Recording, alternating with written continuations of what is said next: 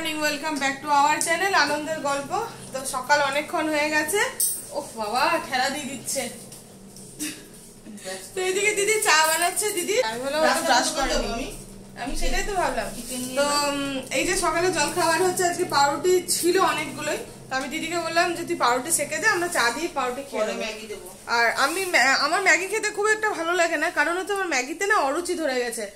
দাঁড়াও লাইটটা জ্বালায়। যবে থেকে দার্জিলিং ঘুরতে গেছি আর ওই গ্যাংটকে গিয়ে শুধু ম্যাগিই খেয়েছি, এতটাই ম্যাগি খেয়েছি, মানে এখন আমি মানে ম্যাগি খেতে একদমই পছন্দ করি না। হ্যাঁ, দিয়ার ছুটি দিনে দিয়া ম্যাগি খাই, যেহেতু আজকে সানডে, সেই জন্য ম্যাগি খাবে। আমার এখানে চা অনেকক্ষণ করে এই যে রাখা আছে, এবার আমি চা আর পাউরুটি খাবো। তারপরে আজকে আমাদের দুপুরের মেনু হচ্ছে হেভি চিকেন কষা আর কি মেথি শাক। হ্যাঁ, চিকেন কষা আর মেথি শাক। তো এতদিন মানে আমি বলছিলাম দিদিকে যে আমি খাবো না। আজকেও আমি বলছিলাম যে আনিস না, খাবো না, কিন্তু না, ও জোর করে নিয়ে এলো। তো যাই হোক, ও সকাল সকাল গিয়ে পরে ও নিয়ে এসছে। এবার আমি চাটা পাউরুটিটা খেয়ে নিই, তারপরে গিয়ে আজকে চিকেনটা আমি করব আমার স্টাইলে। জানি না ওদের ভালো লাগবে কি লাগবে না, বাট হ্যাঁ আমার স্টাইলে আমি করব। দেখি খেয়ে যদি ওদের ভালো লাগে নিয়ে তারপর। আর ওদের তো সব থেকে বড় ব্যাপার হচ্ছে ওদের কাজের বউয়ের তাড়া। কাজের বউ চলে আসবে, ঝটপট ঝটপট করতে হবে। আর চিকেন এটা একটু ম্যারিনেট করে না রাখলে না ভালো লাগে না। তো যাই, আমি কথাটা একটু কম বলে কাজটা করে নিই, খাবারটা খেয়ে নিই, তারপরে তোমাদের সাথে আবার কথা হচ্ছে।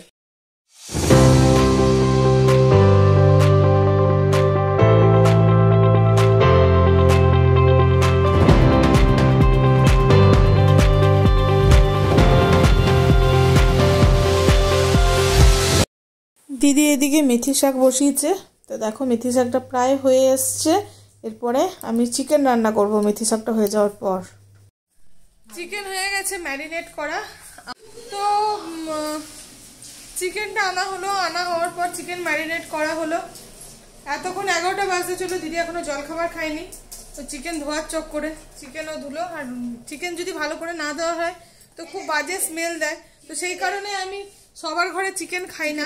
দিদি খুব ভালো করে চিকেনটা ধুয়েছে, এই যে ম্যারিনেট করা হয়েছে। এই যে তো 20-25 মিনিট একটু ম্যারিনেট করা থাক। ওদের যে কাজের দিদি আসবে তাকেও বলা হয়েছে একটু লেট করে আসতে। তো সে 12টার সময় আসবে, তো আশা করি তার মধ্যে হয়ে যাবে। এখন কটা বাজছে এখন বাজছে 11টা বাজে 10 মিনিট। তো 11টা 15-20 থেকে করলে হয়ে যাবে। তো একটু ম্যারিনেট করে থাক। আর এইদিকে এই যে আমাদের মা সরস্বতী এখন পড়তে বসেছেন। আর আমার আমি খেলাম চা আর পাউরুটি, তারপরে দিয়া ম্যাগি খেলো। তো আমার জন্য একটু ম্যাগি রেখেছে। বললাম যে আমি ম্যাগি খেতে একদম ভালো লাগে না, তাও রেখে দিয়েছে দিদি। তো চলো ম্যাগিটা খেয়ে নিই, তারপর চিকেনটা যখন রান্না করব জানি না কেমন হবে, ভালো হবে না খারাপ হবে। ভাবলাম আজকে আমি করি, আমি কি ও ডেলি আমাকে দিদি রান্না করে খাওয়াচ্ছে। তো দেখা যাক কি হয়। তো ও কেটেছে বেটেছে সব কিছু ওই হেল্প করে দিয়েছে, আমি নামমাত্র শুধু খুন্তি নাড়বো। তো চলো, যখন চিকেনটা রান্না করছি, চিকেন আমি বসিয়ে দিয়েছি। তো এখন না মুরগি বসিয়েছি। তো এই যে এখন ঘরে সব একটু সেন্টি চলছে। এই যে এই দিয়ে আর ওর বাবার কথা খুব মনে পড়ছে। আবার ওর মা বলছে ছেড়ে দে আমার মেয়েকে। এই যে ওর বাবা নাকি ওকে আদর করে না। আসলে ওর বাবা দূরে থাকে, তো মানে ওই হয়তো মাসে একবার আসে কি দুবার আসে। তো সেই জন্য আমার বোনজির ওর মা বলছি তো বাবার কথা খুব মনে পড়ছে। হ্যাঁ, আর আমার দিদিরও খুব মনে পড়ছে দিদির কথা। দিদি তোর মনে পড়ছে? আমার মনে পড়ে না। হ্যাঁ, তো এদের মা আর মেয়ের দুজনের বরের কথা মনে পড়ছে। আমি বুঝতে পারছি ফিলিংসটা, কারণ দিন হয়ে গেল আমি আমার বরের মানে বরের কাছ থেকে দূরে আছি। তো হ্যাঁ, স্বাভাবিক একটু খারাপ লাগে, একটু না খুবই খারাপ লাগে। হাজবেন্ড থাকলে সাথে একটা আলাদাই সাপোর্ট থাকে। যতই হাজবেন্ড টাকা দিক পয়সা দিক যাই, কিন্তু পাশে থাকার সাপোর্টটা আলাদাই, একসাথে থাকার সাপোর্টটা একদমই আলাদা। তো কিছু করার নাই, কিন্তু যার যেটা প্রফেশন সেটা তো করতেই হবে। জিজুর ওটা প্রফেশন, জিজুর কাজটাই এরকম যে কোনো অকেশনে এদের সাথে থাকতে পারে না।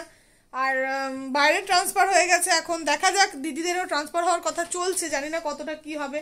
দিয়ার স্কুলিং এর ব্যাপার আছে, তো দিয়ার একটু মন খারাপ লাগছে, স্বাভাবিক, ও এক ছোট বাচ্চা, কিছু করার নেই। জিজু আসবে মঙ্গলবার বোধহয়, জিজু আসবে, তারপরে বুধবার থেকে আবার বৃহস্পতিবার বেরিয়ে যাবে। তো মাংসটা প্রায় হওয়ার মুখে, এখনো হয়নি, আরো 15-20 মিনিট একটু লাগবে। তারপরে তোমাদের মাংসর লুকটা তোমাদের সাথে শেয়ার করব।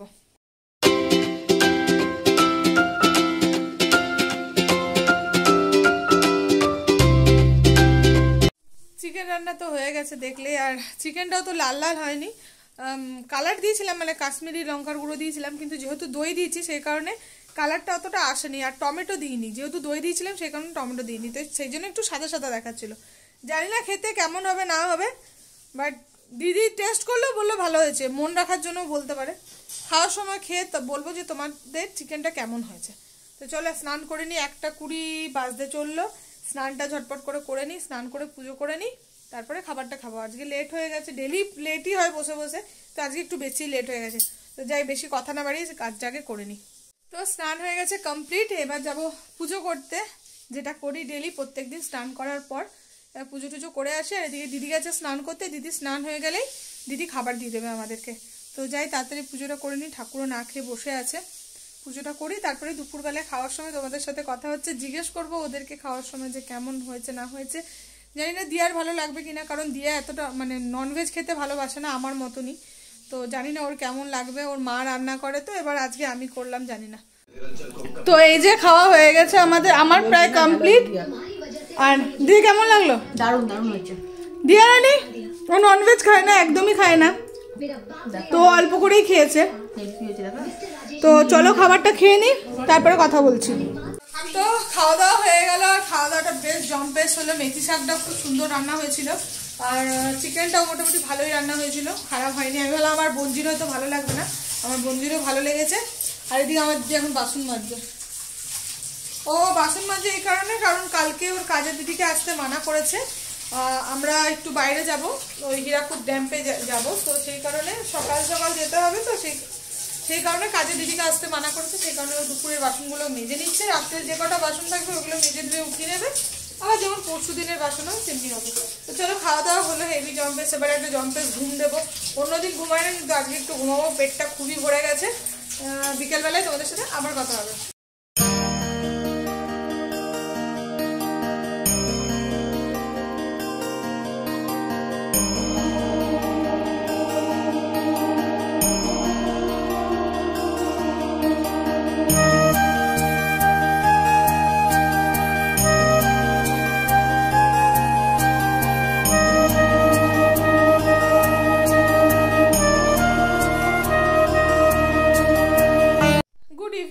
তো সন্ধ্যা দেওয়া হয়ে গেছে, এবার সন্ধ্যা দেওয়ার পর দেখি আজকে চা নাও খেতে পারি, কারণ দুপুরবেলায় মাংস খেয়েছিলাম, সে কারণে পেটটা ভরা ভরা আছে। তো এবার একটু টিভি দেখবো, তারপরে রাতের খাবার দাবার খাবো, তারপরে শুয়ে পড়বো, আর সেরকম কিছুই করার নেই। তো চলো, এখন দিদির পেটে আবার ব্যথা করছে, পেটটা মোচড় দিচ্ছে, দেখিও এখন কি করছে, মনে হয় শুয়ে আছে। তো সন্ধ্যাবেলা হলে একটু যতই মাংস খাই, বললাম যে মাংস খেয়েছি, চা খাবো না, তো এই যে নারকেল নিয়ে এসেছি, দেখো কালকে এই নারকেলটা মা সমলেশ্বরী মন্দির থেকে দিয়েছিল আমাদেরকে, তো সেই ভাবছি অল্প বসে বসে নারকেলটা খাই। নারকেল সাধারণত আমি এমনি খাই না, খেলে আমার অম্বল হয়ে যায়, কিন্তু আজকে ইচ্ছা করছে খেতে। দেখি মায়ের প্রসাদ হয়তো কিছু নাও হতে পারে। সাথে একটু চিনি নিয়েছি, বেশ ভালো লাগবে, মিষ্টি মিষ্টি। তো বললাম যে দিদির পেটে ব্যথা করছিল, ওর একটু পেটটাতে গড়বড়ি হয়ে গেছে, তো সেই কারণে ও আজকে উঠে সন্ধ্যা দিতে পারেনি। ও ডেলি সন্ধ্যা ও দিদিই দেয়, তো এই জন্য আজকে আমি সন্ধ্যাটা দিয়ে দিলাম। তারপরে দিদি উঠলো, যতই হোক নিজের সংসার ধরে উঠতে তো হবেই, উঠলো নিয়ে কালকের জন্য, আজকে সকালবেলায় সবজি কাটার টাইম পাইনি, তো কালকের জন্য হ্যাঁ সবজি কেটে রাখলাম। জিজু আসবে,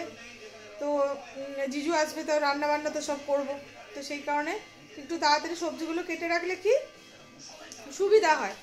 এবার আসবে, ধরো কথাবার্তা হবে, তো সেই কারণে আমি আর দিদি মিলে সবজিগুলো কেটে রাখলাম। তাই এবার দিদি 7:30টার সময় ভাত বসাবে, আমি দিদিকে বললাম আজকে রুটি করার দরকার নেই, আজকে গরম গরম ভাত আর মাংস খাবো।